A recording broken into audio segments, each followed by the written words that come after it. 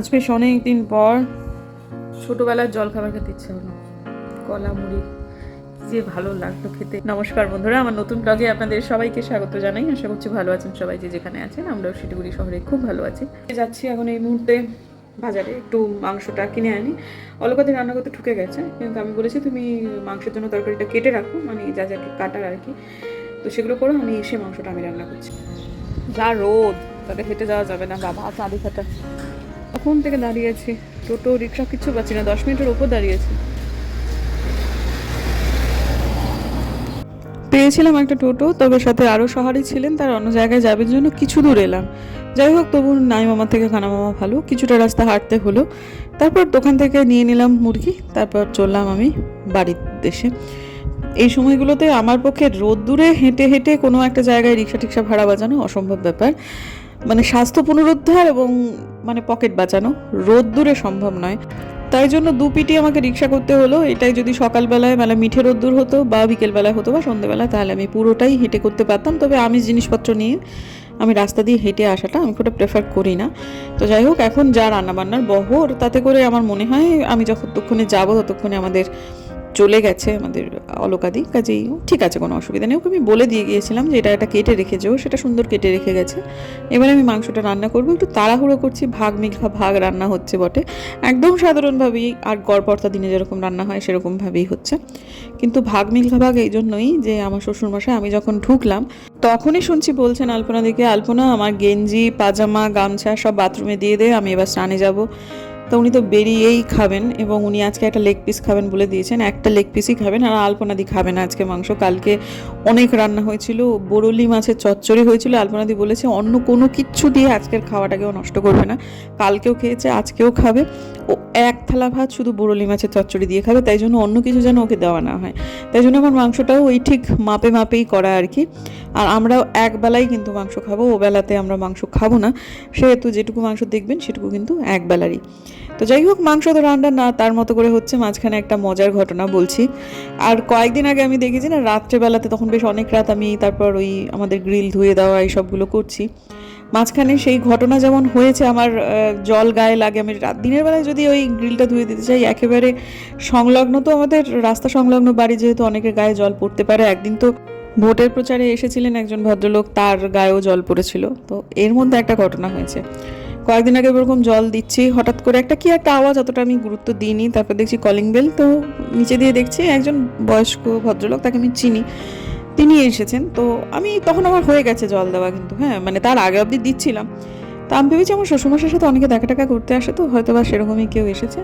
তো তারপর আমি একটু ওয়াশরুম গেছিলাম, ওয়াশরুম থেকে ফিরে তারপর নিচে যাচ্ছি, তখনও আলপনাদি ঢুকিনি, অর্থাৎ সেটা সকালবেলায়। তো যাই হোক, মাঝখানে কয়েকটা দিন আমি ব্লগ করিনি না, ওই ব্যাকআপ ব্লগ আছে সেই কারণেতেই, সেরকম একটা দিনে। তো তখন আলপনাদি ঢোকেনি, আমি নিচে যাচ্ছি যে চাটা করে দিতে হবে নাকি, কাকু এলেন, কোন কাকু এলেন সেটা উপর থেকে অনেকটা বুঝতে পারলাম না। তো গিয়ে শুনছি উনি বেরিয়ে যাচ্ছেন আর কি, তা শ্বশুরমশাই একটু মিচকি মিচকি হাসছেন। তো ঠিক আছে, চলে গেলেন, আমি তালা টালা দিয়ে দিলাম। তারপর আমি বললাম কী হয়েছে, কে এসেছিলেন? বলছে তুই নাকি ওর গায়ে ভিজিয়ে দিয়েছিস, ওর একটা কাজে যাচ্ছিল, সব দামি পাঞ্জাবি পরে টোরে, তুই নাকি ওকে ভিজিয়ে দিয়েছিস, তাই কমপ্লেন করতে এসেছিলো যে আপনার বৌমা আমাকে জল দিয়ে, এই দেখুন আমাকে জল দিয়ে ভিজিয়ে দিয়েছে। তা আমার শুনে খুব খারাপ লাগলো। তো আমি বললাম অনেকটা ভেজেছিল? বলে ওরে বৃষ্টি পড়লেও ওর থেকে মানুষ বেশি ভেজে, ডান দিকের কাঁধের নাকি 3-4টে ফোঁটা। তো যাই হোক, সেটা ফোঁটা হলেও সেটা ভিজেছে, এটা তো ঠিক নয়। তো তারপর বাবা বলেছেন যে এইটুকু এত রোদ্দুরের মধ্যে আপনি এখান থেকে ভিজিও ক্লাব যেতে যেতে তো এটা শুকিয়ে যাবে। তারপর আমার শ্বশুরমশাই বলেছেন ও গাছে জল দিচ্ছে, ওর ভালো লাগে মানে গাছপালা। তো ঠিক আছে, সেটা যদি মানে করে থাকে, তা ওকে আপনি বলতে পারতেন, আপনি তো জানেন যে ও ওপরে তখন গাছে জল দিচ্ছে। বলে যদি আপনার বৌমা ক্যামেরা অন করে রাখে, যদি ব্লগ করে ফেলে, তখন বলছে ও যে ব্লগ করে সেটা আপনি জানেন? বলে হ্যাঁ, আমার বউ তো ওর ব্লগ দেখে, প্রত্যেক দিন দেখে, বিছানায় শুয়ে শুয়ে দেখে, মাঝে মাঝে শুয়ে শুয়ে আমিও বউয়ের পাশে পাশে ওর ব্লগ দেখি। তখন আমার শ্বশুরমশাই ব্যাপারটা বুঝতে পেরেছেন খানিকটা, বলছে ঠিক আছে ঠিক আছে, আপনি যান, আপনার এটা এমন কিছু ভেজে নি, এটা শুকিয়ে যাবে। আপনাকে একেবারে স্নান তো করিয়ে দেয়নি, ওই ঘাড়ের কাছে 2-3 ফোঁটা। তো আমার শ্বশুরমশাই মাঝখানে একবার নাকি তাকে বলেছিল তাহলে এসছেন যখন একটু চা খান। তা না না, আমি চা খাবো না, আমি এক জায়গায় যাচ্ছি, এসব বলে টলে। যাই হোক ঠিক আছে। তো আমি নিচে যাওয়ার আগেই কাকু বেরিয়ে গেছেন। তো এই যে রঙটা কেমন হয়েছে দেখুন। তো সেই ঘটনার পর না মনটা আমার একটু খারাপই হয়েছে। যতই হোক কোনো মানুষের কোনো অসুবিধা তো করতে চাই না, তাই জন্য এখন থেকে আমি অনেক নিশুত রাত্রে, মানে যখন বাড়ির রাস্তাঘাটে লোক একেবারেই কমে যাবে, প্রায় মধ্যরাত্রের কাছাকাছি, কিন্তু এখন আমি পাইপ দিয়ে জল দিচ্ছি। বাবা কি দরকার, আমার জন্য কারোর কোনো অসুবিধে না হয়। তবে কাকু, সত্যি সত্যি আমি দুঃখিত, আমি ব্লগের মাধ্যমেই বলছি, আপনি যখন ব্লগ দেখেন আমি সত্যিই বুঝতে পারিনি সেদিন আপনার কোথাও একটা যাওয়ার ছিল। তা ঠিক আছে আপাতত, আর বোধহয় আমার বাড়ি থেকে কোনো জল পড়ে আপনার কোনো ক্ষতি হবে না কখনো, এটুকু বলতে পারি। তো যাই হোক, এখন ওই যে বাথরুমের জন্য কয়েকটা কী বলে পাপোশ অর্ডার করেছিলাম, এগুলো অনেক সস্তা পড়লো আর কোয়ালিটি খুব ভালো। এক একটার যা দাম পড়েছে 3 গুণ দাম হচ্ছে এই দোকানেতে।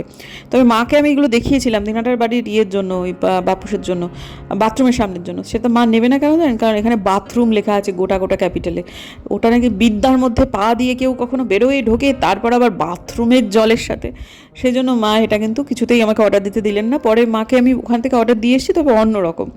তো এখন এগুলো মোটামুটি আমি করে দেবো, সরিয়ে দেবো। এগুলো দিনের দিনেই কেচে দিলে এগুলো শুকিয়ে যায়, কোনো অসুবিধা নেই। তো কেচে তো দেওয়া নয়, ওই আর কি জলে ধুয়ে দেওয়া। এগুলো এখন মামুনি 2 দিন অন্তর অন্তর করে করে তুলে দিচ্ছে, আমিও তাই 2 দিন অন্তর অন্তর করেই দেবো। মাঝখানে আমার মনে হয়েছিল যে 1 দিন পর পর তুলে দিলে হবে, কিন্তু না, দরকার নেই, 2 দিন পর পর দিলেও হবে। তো এখন এই যে আমি এই দৃশ্য দেখে তো এখন অভ্যস্ত হয়ে গেছি, কেউ আমাকে কোনো সেবা টেবা করে না। আর বাবা যেহেতু কলেজ থেকে ফিরেছে, তারপরে সে জামা কাপড় ছেড়ে আবার কোথাও একটা বেরিয়েছিল। এই মেয়ের এখন ভর্তি টর্তি এই সমস্ত ব্যাপার ট্যাপার চলছে, তো তার বাবাকে এখন কোথাও খুঁজে টুজে পাওয়া যাচ্ছে না। এই যখনই খুঁজে পাওয়া যাবে তখনই দেখবেন সে তার মেয়ের সাথেই কিছু না কিছু একটা, মানে তার মেয়ে তার পিঠ টিপে দিচ্ছে, নাহলে তার চুল টেনে দিচ্ছে, নাহলে তার ঘাড়ের যন্ত্রণা হয় বুম্বাদার একটা এই নাগারে বসে থেকে থেকে, সেটাতে মেয়ে সেবা টেবা করছে, এইসবগুলোই আর কি। তো যাই হোক, তারপরে সে এখন পরীক্ষা টরীক্ষা আছে সামনে, টুকটাক পড়াশুনো করছে। তাই আমি বললাম বাবা আমি এবার যাই। তো চলে গেল, তার নাকি আঙুল ব্যথা করছে। তারপর সে আমার মেয়েকে ডেকে বললো, মা তাহলে দে তোর আমি আঙুল টিপে দিচ্ছি। তো মেয়ে আর রাজি হলো না। তো ঠিক আছে, সে এখন একটুখানি বিশ্রাম নিক। এই পোশাক পরে কিন্তু সে কলেজে যায়নি, সে কিন্তু এসে পোশাক ছেড়ে তারপরে আর একটা জায়গায় গেছিলো সামান্য একটু কাজের জন্য, এই হাতিমোড়ে কয়েকটা জেরক্স করতে হতো, সেই জন্য। তো যাই হোক, এখন আপাতত আজকে মেয়ে খাবে বলে দিয়েছে যে আমি কিন্তু পায়েসটা বানাচ্ছি এখন, এই কড়াইতে পায়েস বানাবো। আর টুপুরকে বলেছিলাম পায়েস যখন করছি একটু লুচি ভেজে দিই, তুমি তো লুচি পায়েস খেতে খুব ভালোবাসো। লুচি খাবে না, আমি ম্যাগি খাব। তো আমার হাজব্যান্ড না বিকেলের দিকে এসে একটুখানি ভাত খেয়েছিল, সে বলে দিয়েছে আমি কিন্তু আর কিছু খাবো না রাত্রেবেলা। তো তারপরে আমি তো দুটো ওভেনে দুটো পাশাপাশি জিনিস দিয়ে না রান্নাটাও ভালো করে করতে পারি না, আমার এই জিনিসটা হয় না মানে প্র্যাকটিস নেই, তাই হয় না, করলেই হবে। তো এখন যাই হোক, আমি পায়েসটা রান্না করছি, সেই জন্য একটু ঘিতে না সাঁতলে নিচ্ছি একটু কাজুটা। এক তো হচ্ছে একটু ঘি, সেটা দেখতে একদম বাটারের মতো, আর কাজুটা সাঁতলে নিলে দারুণ খেতে হয়। তার ওপর দিয়ে একটু তো ঘি নিচে থাকবেই, তার ওপর দিয়ে আমি একটু দুধ দিয়ে দেবো, এবং দারুণ খেতে লাগে। এই ধরনের পায়েসগুলো আমাদের বাড়িতে সবাই খুব ভালোবাসে। মাঝখানে এরকম একবার পায়েস রান্না করে দেখিয়েছিলাম, তখন অনেকে বলেছিলেন যে তাদের নাকি জীবনেও তারা এরকম পায়েস দেখেননি কখনো, মানে ঘিয়ের মধ্যে কাজু সাতলে পায়েস দেখেননি। ঠিক আছে, দেখুন, অসুবিধা নেই, এক একটা বাড়িতে এক এক রকমভাবে রান্না হয়। আপনাদের বাড়িতে একটু অন্যরকম হয়, আপনাদের বাড়িটা যদি আমি দেখি তখন আমার যেন মনে হবে যে একটু নতুন নতুন দেখছি, সেটাই আর কি। সব কিছুই একই রকম চিরকাল দেখতে হবে তার কোনো মানে নেই। তো যাই হোক, তারপরে যে মেয়ের জন্য ইয়েটা হয়ে গেল আর কি, ম্যাগিটা করে রেখে দিলাম। ও আবার একটু টাইট ম্যাগি পছন্দ করে, ঝোলো ঝোলো নয়, একদম নয়। তো সেরকমভাবে ম্যাগি করে রাখলে জলটা কম দিতে হয়, একটু কম সেদ্ধ করতে হয়, তারপর এরকম করে একটু ঢেকে রাখলেই সেটা একদম ঠিকঠাক হয়ে যায়। তো যাই হোক, তারপর তাকে সেটা দিয়ে আসার পর যখন মেয়ের সামনে মেয়ের বাবা বসে, তখন ওই বিভিন্ন কাজকর্ম এখন তো চলছে আমাদের, সেগুলো যখন করছিল তখন মেয়েরটা দেখে তারবার মনে হয়েছে তুই আমার না খুব ম্যাগিটাকে দেখে ভীষণ ভালো লাগছে, একটু আমাকে একটু ম্যাগি করে দাও, আমি একটু ম্যাগি খাবো। তো ঠিক আছে, কোনো অসুবিধা নেই, ম্যাগিও আছে, আমিও আছি, কোনো অসুবিধা নেই। আবার বসিয়ে দিলাম, ওটা সিঙ্কে নামিয়ে দিয়েছিলাম, আবার মাজলাম, আবার বসিয়ে দিলাম। তো যাই হোক, ঠিক আছে, এখন তারটাও হয়ে গেল। হয়ে যাওয়ার পর ইতিমধ্যে আমার পায়েসটাও প্রায় হওয়ার মুখে। তো আমি ওই জাগরি পাউডার কিনেছিলাম, জানেন তো, ঢপের চপ একটা জাগরি পাউডার। হ্যাঁ, তো ঠিক আছে, অনেক দাম নিয়েছিল। নর্মাল গুড় যেরকম বাজারে, খোলা বাজারে যে গুড় থাকে সে আন্দাজে বাবা এটার দাম অনেক। তবে হ্যাঁ, ওটা জমাট বেঁধে থাকে, এটা গুলিয়ে নিতে সময়টা অনেক তাড়াতাড়ি লাগে। আমি বুঝতে পারি না মাঝে মাঝে যে আমার কি এমন তাড়াহুড়ো ছিল যার জন্য আমাকে এই জাগরি পাউডারটা কিনতে হলো এতগুলো টাকা দিয়ে। আজকাল প্রায় সারা বছরই 2 রকমের গুড়ই পাওয়া যায়, খেজুর গুড়, আখের গুড়, 2 রকমই পাওয়া যায়। কেন যে মরতে কিনেছিলাম, এটা শেষ হলে জীবনেও আর কিনবো না, বিশ্বাস করুন। আমি সাধারণভাবে দোকানে যাব, দোকান থেকে গুড় কিনে নিয়ে চলে আসবো, যদি পায়েস করতে হয় তাহলে ওই গুড় আমার মানে মাসের বাজেটে যদি থাকে তাহলে ঠিক আছে, ওটা একটা ঢেলা গুড় আমার গোটা মাস চলে যাবে। কিন্তু এতগুলো টাকা দিয়ে সত্যি একদম একই জিনিস, শুধু এই জিনিসটা জমাট বাঁধে না, আর গুড়গুলো একটু জমাটভাবে থাকে আর কি। এই তো যাই হোক, ঠিক আছে, এটা গ্যাসটাকে বন্ধ করে দিয়ে আমি গুড়টা দিয়ে দিলাম। তারপর আবার গ্যাসটা একটু জ্বালিয়ে নেবো, ব্যাপারটা একটু ঠিক করবার জন্য। আমার না একদম এই ঠিক পায়েস খেতে পারি না আমি, নিজের জন্য যেহেতু করছি না সেহেতু আমি একটু ঠিক করে বানাবো, কারণ ওই পায়েস কেটে কেটে খাওয়ার মতো যে পায়েসগুলো হয় আমার একদম ভালো লাগে না ওটা। তো সেই জন্যই আর কি একটু গাঢ় করে করছি। ওই ধরনের পায়েস খেতে আমার বরের এবং আমার মেয়ের কোনো প্রবলেম নেই, কিন্তু আমার খুব সমস্যা আছে ভাই। তো যাই হোক, ঠিক আছে, আপাতত একটু ঘন করেই করলাম, করে ঢাকা দিয়ে রাখি। তারপর চলুন একটু বোধিসত্ত্ববাবুর কাছে যাই, তিনি কি বলেন দেখি। একটু মাথাটা দিবি নাকি একটু? মাথাটা একটু চুলটা ঘুরিয়ে দিবি? না না না না না না বাবা, আমার এখনো এতে ওটা অনন্তকাল শেষ হবে না। মেয়ের তো রেজাল্ট বেরোলো, মেয়ের যে স্কুল শেষ হলো, তুমি যে বড় হয়ে গেলে। আমি বড় হয়ে গেলাম? হ্যাঁ, হয়ে গেল একটা। ইয়ার্কি মারছো ও নাকি? একটা অ্যাড করে দাও পিছনে। যা খুশি তাই নাকি? আর তুমি বাবা হিসেবে বুড়ো হলে না। বাট বড় হলে, আমি বড় হলে, আমিও তো বড় হলাম মা হিসেবে। তুমি নিজের সম্বন্ধে তোমার যদি প্রশংসা করতে চাও সেটা তুমি করতেই পারো, কিন্তু আমার সম্বন্ধে আমি বুড়ো হয়েছি এই আমি কথাটি বলবো। বুড়োটাই তোমার মেয়ে বলেছে, আমি তোমাকে প্রথমে তুই বড়ই। বুড়ো বলছিস? তোর সাহস কি করে হয় রে? হ্যাঁ, তোমার পাকা বাট চুল বেরোচ্ছে আবার। বাট পাকা চুল বেরোচ্ছে। তা তোমার লাগছে কেমন? আমার খুব ভালো লাগছে, আই এম ভেরি হ্যাপি। আমি ভীষণ রিল্যাক্স এবং ভীষণ হ্যাপি। আমি সত্যি সত্যি খুব হ্যাপি। সমস্ত সাবজেক্টগুলোর মধ্যে ইংরেজিতে সবচেয়ে বেশি পেয়েছে। আমাদের কলেজের প্রিন্সিপাল শুনে বলেছে যেরকম বাবা সেরকম মেয়ে। ঠিক আছে, ফাইন। শুনুন, খুশি হয়েছি। এবার আমি একটা কথা বলি। আমার মেয়ে, এই যে আপনারা ঝিনুককে দেখছেন, ঝিনুকের মেয়ের ভাষা জ্ঞান যে একটু ভালো হবে সেটা তো স্বাভাবিক। এই ভদ্রলোক কি জন্য ক্রেডিটটা নিতে যাচ্ছে? ভাই, আমার কোনো ক্রেডিট নেই। ঈশ্বর যেটুকু দিয়েছেন আমি সেটুকু নিয়েছি। সৌভাগ্যবশত ইংরেজিটি সবচেয়ে ভালো করেছে। হ্যাঁ, ইংরেজিটা খুবই ভালো করেছে। হ্যাঁ, আমি খুব খুশি হয়েছি। হ্যাঁ, আমরা খুব খুশি হয়েছি, সত্যি কথা। হ্যাঁ। তারপরে অনেকেই জিজ্ঞেস করছেন ভবিষ্যতে কী নিয়ে পড়বে, সেটা সময় বলবে। হ্যাঁ, ও দেখা যাক, এখন ও কয়েকটা সাবজেক্ট ও ঝাড়াই বাছাই করছে। এখন যেটা ভালো লাগবে সেটা নিয়ে পড়বে। আমার একজন বন্ধু বলেছেন, হ্যাঁ, একটু জোরে বলো, শুনতেই পাচ্ছি। আমার এক বন্ধু বলেছেন যে তার বাচ্চা ভালো রেজাল্ট করেনি, তিনি খুব দুঃখিত আসলে। কিসের রেজাল্ট ভালো করেনি? দেখো তুই, আমার কাছে দুটো জিনিস খুব গুরুত্বপূর্ণ। মানে এইটা আমি সবসময় আমার মানে কলেজের বাচ্চাগুলোকে বলি। একটা হচ্ছে যে খারাপ স্টুডেন্ট বা ভালো স্টুডেন্ট বলে কিচ্ছু হয় না। একদম সোজা কথা, হয় সেই স্টুডেন্ট সেই সাবজেক্টে ইন্টারেস্ট রয়েছে, নতুবা সেই স্টুডেন্টের সেই সাবজেক্টে ইন্টারেস্ট নেই। একটা বাচ্চার সে একটা সাবজেক্টে ইন্টারেস্ট নাও থাকতে পারে, হতে পারে সে একটা সাবজেক্ট নিয়ে ফেলেছে, তারপর সেটা ভালো লাগছে না, তার মানে তার সেটা be all and end all হয়ে গেল, তার কেরিয়ার শেষ হয়ে গেল। এইগুলো আমি কোনোদিনই মানিনি। আমি দেখেছি আমার বাচ্চাগুলো যারা আমার সাবজেক্ট নিয়েও পড়াশোনা করেছে কিন্তু হয়তো বা ইন্টারেস্ট পাচ্ছে না, তারা কিন্তু এই সাবজেক্টের বাইরে গিয়ে দারুণ করেছে। কারণ সেই সময় তাদের মনে হচ্ছে যে আমি যে সাবজেক্টটা নিতে পারতাম আমি নিইনি, এখন ওই সাবজেক্টটা নেব। সেটা সেটা গান হতে পারে, রান্না হতে পারে, বিজনেস হতে পারে। আমি সবসময় এটাই বলি যে কখনো কোনো স্টুডেন্ট খারাপ হয় না, একদম। তোর ক্ষেত্রেও একই কথা বলছি, হয় তোর কোনো সাবজেক্ট ভালো লাগবে, নতুবা তোর কোনো সাবজেক্ট ভালো লাগবে না। যে সাবজেক্ট তোর একবার ভালো লেগে গেল রে মা, সেই সাবজেক্ট তুই যদি একবার আঁকড়ে ধরে থাকতে পারিস, নাথিং লাইক ইট। মানে এখানে প্রথম কথা তো ক্লাস 12 জাস্ট একটা জার্নির একটা অংশ, সব সময় এটা মাথায় রাখবি, একটা পার্ট অফ দ্য জার্নি। সামনে বিশাল একটা জীবন পড়ে রয়েছে। আর এখন ইন্টারনেটের যুগে মা, ইউ ক্যান ডু এনিথিং। সবার ক্ষেত্রেই তাই সত্যি। তোমার যিনি যারা যারা সাবস্ক্রাইবার রয়েছেন অসম্ভব, সবার কাছে আমি কৃতজ্ঞ। আমি কোনোদিন তাদের কোনো খারাপ মন্তব্য করতে দেখিনি। সবাই সবসময় ইন্সপায়ার করেছেন টুকুরকে নিয়ে, তাদের কাছে আমি সত্যি সত্যি কৃতজ্ঞ। আপনারাও আমার কন্যারই অভিভাবক এবং আপনারাও নিশ্চয় সাজেশন দেবেন, কিন্তু আমার যেটুকু ক্ষুদ্র বুদ্ধি, যেটুকু অভিজ্ঞতা আমার রয়েছে, আমরা সেটাই বললাম। এবার সিবিএসই নিয়ে এটা কিছু কিছু ক্ষেত্রে অভিযোগ রয়েছে যে বিশেষ করে সায়েন্সের যে সাবজেক্টসগুলো সেইটার নাম্বার নিয়ে বহু বহু স্কুল এরকম রয়েছে যাদের অভিযোগ রয়েছে এবং সঙ্গত কারণেই অভিযোগ রয়েছে। তার এখন যেটা অল্টারনেটিভ হতে পারে সেটা হচ্ছে যে মানে গতস্ব সূচনা নাস্তি, যা গেছে সেটা চলে গিয়েছে, ওটা নিয়ে অতিরিক্ত কখনো চিন্তা ভাবনা করতে নেই। জীবনটা অত্যন্ত বড়, সব কিছু করা সম্ভব, সব কিছু করা সম্ভব। আমি হচ্ছে তার প্রত্যক্ষ সাক্ষী। জীবনে দুবার ফেল মেরেছি, সত্যি ঘটনা। একবার ক্লাস 11-এ ফেল মেরেছি, একবার অনার্সে ফেল মেরেছি।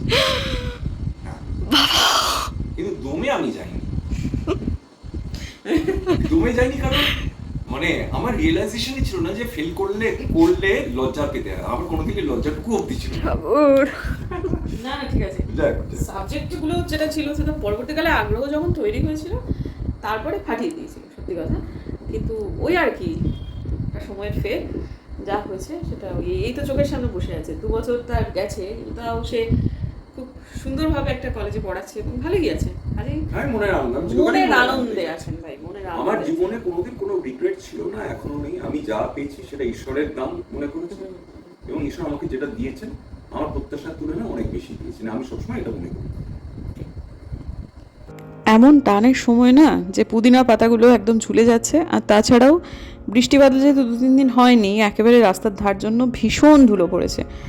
এখানে সকালবেলা এসে একটু চাটাগুলো খাই তো একদমই ধুলোর মধ্যে বসতে পারি না। সকালবেলা তো দিনের বেলা তো মোটেই জল দেওয়া যাবে না, এবার একটু আগেই যেটা বললাম, যার ফলে আমি এখন রাত্রেবেলায় কটা বাজে জানে, এখন বাজে রাত্রি 12:15।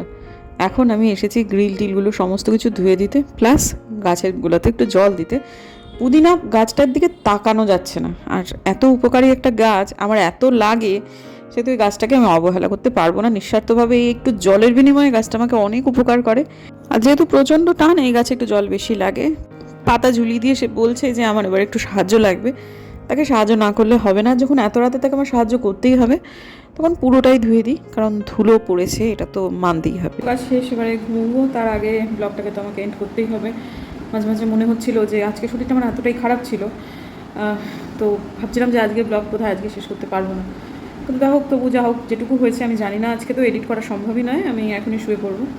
তো হয়ে গেছে মোটামুটি আমার যতটুকু কাজ বরাদ্দের ছিল। একটা সময় আমার মনে হচ্ছিলো আমি বরাদ্দের কাজটুকু করে উঠতে পারবো না, কিন্তু টুকটুক টুকটুক করে আস্তে আস্তে উঠে উঠে উঠে উঠে সবটুকুই কিন্তু সুন্দরভাবেই শেষ হয়ে গেল। আপনারা যেটা শুনলেন যে বোধিসত্ত্ববাবু 2বার করে ফেল মেরেছিলেন। একবার তো তিনি মানে সে তীব্র তার বাবার প্রতি অনুযোগ ছিল, একরকমের বাবার প্রতি তিনি বিরুদ্ধে মানে ঘোষণা করেছিলেন, বিপ্লব। হ্যাঁ, সেরকম একটা যে আমি পড়াশুনোটি করবই না। আমার শ্বশুরমশাই সেরকম একটা সময় ছিল, তখন আমার শাশুড়ি মা ক্লাস 11-এ ও যখন খারাপ রেজাল্ট করে তখন ওকে আসানসোলে পাঠিয়ে দেয়, এবং আসানসোলে গিয়ে ওই ধাতকা নারায়ণচন্দ্র যে স্কুলটা, সেখানে গিয়ে সম্পূর্ণ, দেখুন এখানে ডন বস্কে পড়াশোনা করেছে, ওখানে সম্পূর্ণ একটা বাংলা মিডিয়াম স্কুলে গিয়ে তার এত আনন্দ হয়, এবং সত্যি কথা পরিবেশটা বদল হয়, হাওয়া বদল হয়।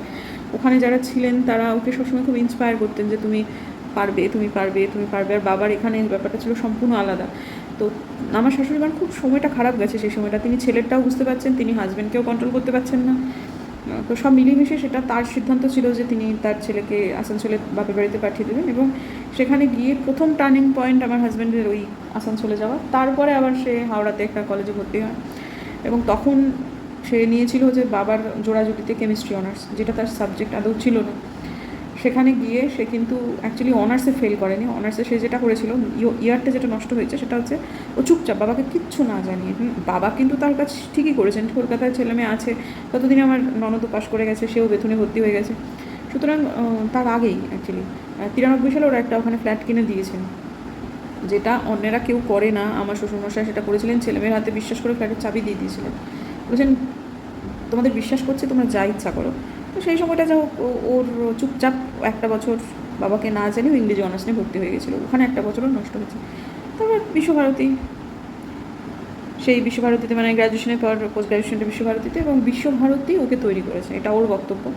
প্রতিষ্ঠান খুব জরুরি বন্ধুরা, মানে আমি সত্যি কথা, আমি কাউকে ছোট করছি না, কিন্তু এই যে ঈশ্বরের পরম আশীর্বাদে যে দুটো বলবো না, বিশ্বভারতী মূলত প্রথম প্রতিষ্ঠানটার থেকেও বেশি ইম্পর্টেন্ট ছিল সেই সময়টা 11-12 ক্লাসে বাবা মানে মামা, দাদু, দিদিমা এদের সান্নিধ্য, এবং মানে একটা অদ্ভুত স্বাধীনতা, খুলে খুলে ঘুরে বেড়ানোর একটা স্বাধীনতা, তার মধ্যখানে তুমি পড়াশোনাটা করো, মানে পড়াশোনাটা এর গুরুর সাথেই চলবে, মানে সেই একটা যে খোলা ব্যাপার, সেটা ওকে খুব মানে বাঁচতে সাহায্য করেছিল। কিন্তু এই যে বিশ্বভারতীর মতো একটা প্রতিষ্ঠানে বুম্বা দাদার চলে যাওয়া, আমার কিন্তু এই লেখাপড়া জগতের এতে আমি কিন্তু এই রকম প্রতিষ্ঠান কখনো পাইনি, যার ফলে আমি আমার হাজব্যান্ডেরটাই বলি, আমার নিজের কথাটা কিন্তু আমার কখনো খুব একটা বলা হয় না।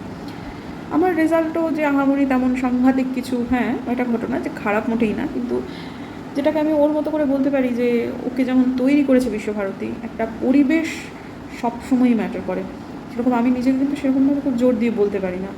এখনকার সময় দাঁড়িয়ে এটা আমাদের কাছে একটা মস্ত বড় চ্যালেঞ্জ। আমার মেয়ের সামনে ভবিষ্যতের একটা বিশাল বড় রাস্তা তার সামনে পড়ে আছে, আর এটা আমাদের জীবনের একেবারে খুব গভীরতম উপলব্ধি যে আমি কাদের সাথে মিশছি, কাদের সাথে কথা বলছি, আমাদের সঙ্গী সাথী কারা হচ্ছে, তার উপরে অনেকটা নির্ভর করে।